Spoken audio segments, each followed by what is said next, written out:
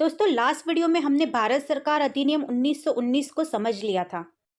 और आज की इस वीडियो में हम बात करेंगे भारत सरकार अधिनियम 1935 की। भारत सरकार अधिनियम 1935 अगस्त 1935 में ब्रिटिश संसद के जरिए पेश किया गया था। दोस्तों इसमें जो समितियां थी उनकी सिफारिश करने पर भारत सरकार अधिनियम 1935 में बहुत सारे चेंजेस किए गए और फिर इन्हीं चेंजेस के साथ में इसे पारित किया गया था। बर्मा सरकार अधिनियम 1935 जो अब तक का सबसे लंबा अधिनियम माना जाता है वो भी इसी में ही शामिल है। मतलब ये कि 1935 और भारत सरकार अधिनियम 1935 दो अलग अलग अधिनियम हैं जिन्हें इनके द्वारा विभाजित यानी बांटा गया था और इसे पारित किया था ब्रिटिश संसद ने। इसका जो मेन उद्देश्य था वो था भारतीयों को जिम्मेदार सरकार प्रदान करना जिसकी भारतीयों को बहुत ज़्यादा ज़रूरत थी। हुआ क्या था कि 1919 का जो सरकारी अधिनियम था ना वो बिल्कुल भी संतोषजनक नहीं था। उस समय भारतीय नेता जो थे ना वो बहुत नाराज थे क्योंकि उन्हें लगता था कि जिस सत्ता पर उनका अधिकार होना चाहिए, उनका नियंत्रण होना चाहिए, वो अभी भी ब्रिटिश अधिकारियों के हाथों में है। इसीलिए इस मामले की जांच और इसमें बदलाव करने का जो जिम्मा था ना वो साइमन कमीशन को दे दिया गया था। अब क्या होता है, जब साइमन कमीशन की रिपोर्ट सामने आती है तो ये पता चलता है कि रिपोर्ट सही नहीं थी, जिसके लिए लंदन में एक गोलमेज सम्मेलन रखा गया ताकि भारतीय समुदाय के प्रतिनिधियों के साथ में विचार विमर्श किया जा सके। लेकिन गोलमेज सम्मेलन असफल रहा क्योंकि वो लोग अपने लक्ष्य को पूरा नहीं कर पाए थे। हालांकि 1933 में गोलमेज सम्मेलन की सिफारिश पर एक श्वेत पत्र जारी किया गया और उसके बेस पर ही भारत के संविधान पर काम शुरू हुआ।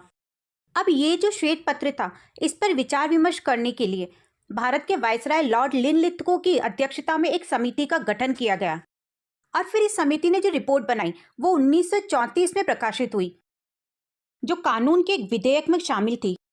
और फिर कहीं जाके सबकी रजामंदी से बाद में इस अधिनियम को भारत सरकार अधिनियम 1935 के रूप में देश में लागू किया गया था और फिर इसे कानून का रूप दे दिया गया।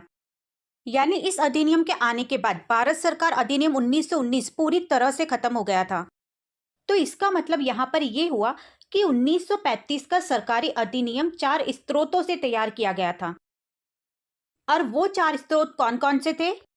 पहला है साइमन कमीशन, दूसरा है तीसरे गोलमेज सम्मेलन की चर्चा, तीसरा है 1933 में जारी श्वेत पत्र और चौथा है संयुक्त चयन समितियों की रिपोर्ट। तो 1935 का जो अधिनियम था इसका सबसे बड़ा फायदा ये हुआ कि इसने प्रांतों को बाहरी या ब्रिटिश हस्तक्षेप से मुक्ति दिलाकर स्वायत्त दर्जा दिलाने वाला पहला अधिनियम बना। और दूसरा फायदा ये हुआ कि इस अधिनियम में 1919 अधिनियम की तुलना में लोगों को ज्यादा मतदान का अधिकार दिया गया। अब बात करते भारत सरकार अधिनियम 1935 के मेन उद्देश्य क्या क्या थे। तो इसका जो मेन उद्देश्य था वो ये था कि भारतीयों को एक ऐसी जिम्मेदार सरकार देना जिसकी उन्हें बहुत ज्यादा जरूरत है।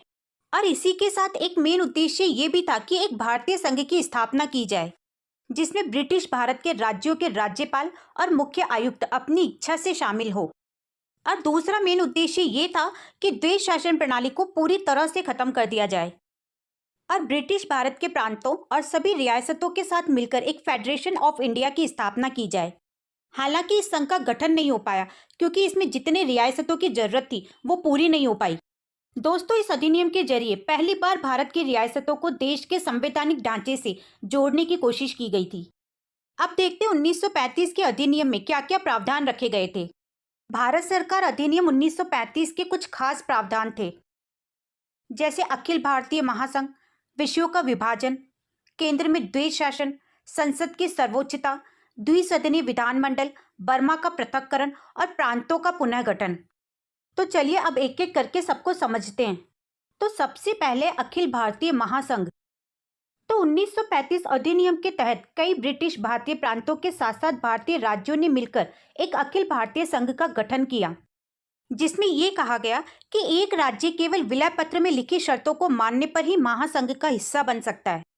अब आप पूछोगे कि विलय पत्र क्या होता है। विलय एक प्रकार का कानूनी दस्तावेज होता है जिसमें दो या दो से ज्यादा संस्थानों का एक हो जाना विलय कहलाता है, उसे विलय पत्र कहते हैं। भारत सरकार अधिनियम 1935 के अनुसार राज्य अपने बुद्धि विवेक से भारतीय संघ से जुड़ने के लिए पूरी तरह से स्वतंत्र थे। मतलब राज्य को किसी भी तरीके का कोई फोर्स नहीं था कि उसे संघ से जुड़ना ही पड़ेगा। अधिनियम में ये प्रावधान रखा गया कि भारत एक संघीय देश बन सकता है अगर इसके आधे राज्य इसमें शामिल होने के लिए राजी हो जाएं। लेकिन क्या हुआ कि जितने भी राज्य या रियासतें थीं वो इस संघ में शामिल नहीं हुई और इस वजह से संघ से रिलेटेड जितने भी प्रावधान थे वो लागू नहीं हो पाए। नेक्स्ट है विषयों का विभाजन। भारत सरकार अधिनियम 1935 ने विषयों के बंटवारे में कुछ बदलाव किए और केंद्र और प्रांतों के बीच कुछ विषय जोड़े। यानी 1919 में जो विषय बांटे गए थे उसमें 1935 अधिनियम ने कुछ बदलाव किए और उनमें कुछ विषय और जोड़ दिए। विषयों को 3 सूचियों में बांटा गया। संघीय सूची जिसमें 59 आइटम्स थे, प्रांतीय सूची जिसमें 54 आइटम्स थे और समवर्ती सूची जिसमें 36 आइटम्स थे। ऐसी बातें जो पूरे भारत के हित के लिए होती थी और एक जैसे व्यवहार की मांग करती थी उन्हें संघीय सूची में रखा गया। संघीय विषयों पर केवल संघीय विधायिका ही कानून बना सकती थी और स्थानीय हित के विषयों को प्रांतीय सूची में रखा गया। तीसरी सूची यानी समवर्ती सूची। समवर्ती सूची में ऐसे विषय शामिल किए गए थे जो मेनली प्रांत के हित में होते थे। अब इस अधिनियम ने संघीय और प्रांतीय दो विधानसभाओं को कुछ विषयों पर कानून बनाने का अधिकार दिया और अगर ऐसे में असहमति की स्थिति पैदा हो जाती है तो उस समय संघीय कानून के फैसले को प्राथमिकता दी जाएगी। मतलब इस अधिनियम में 3 सूचियां बनाई गई, राज्य सूची, संघीय सूची और समवर्ती सूची। संघ सूची पर संघ का अधिकार, राज्य सूची पर राज्य का अधिकार यानी राज्य कानून बना सकते थे और समवर्ती सूची पर राज्य और संघ दोनों मिलकर कानून बना सकते थे। अब ऐसे में जो विषय जो शक्तियां इन तीनों सूचियों में नहीं थी तो उन विषयों को हम कहते हैं अविशिष्ट शक्तियां और इस विषय पर कानून बनाने का जो अधिकार था, जो शक्ति थी, वो वायसराय को दे दी गई थी। लेकिन ये जो व्यवस्था थी वो उस समय अस्तित्व में नहीं आ पाई। क्यों? क्योंकि जो रियासतें थी उन्होंने मना कर दिया था कि हम इस संघ में शामिल नहीं होंगे। नेक्स्ट है केंद्र में द्वैध शासन। भारत सरकार अधिनियम 1935 ने द्वैध शासन बिल्कुल समाप्त कर दिया था, जो कि भारत सरकार अधिनियम 1919 द्वारा शुरू की गई थी और 2 प्रकार के संघीय विषयों की शुरुआत की गई। पहला है आरक्षित विषय, जहां विषयों का प्रशासन गवर्नर जनरल के द्वारा किया जाना था और दूसरा है हस्तांतरित विषय। हस्तांतरित विषयों का प्रशासन मंत्री परिषद के द्वारा किया जाता था और एक परिषद में मंत्रियों की जो गिनती थी वो 10 से ज्यादा नहीं हो सकती थी। मतलब प्रांतों में जो द्वैध शासन था ना 1919 में, आरक्षित और हस्तांतरित विषय उन्हें खत्म कर दिया गया। यानी प्रांतों में जो द्वैध शासन व्यवस्था थी उसे समाप्त कर दिया गया, लेकिन इसे केंद्र में लगा दिया गया। तो जब केंद्र में द्वैध शासन की शुरुआत हुई तो संघ सूची, संघीय सूची और समवर्ती सूची को आरक्षित और हस्तांतरित विषयों में जोड़ दिया गया। हालांकि ये प्रावधान भी कभी लागू नहीं हो पाया। नेक्स्ट है संसद की सर्वोच्चता।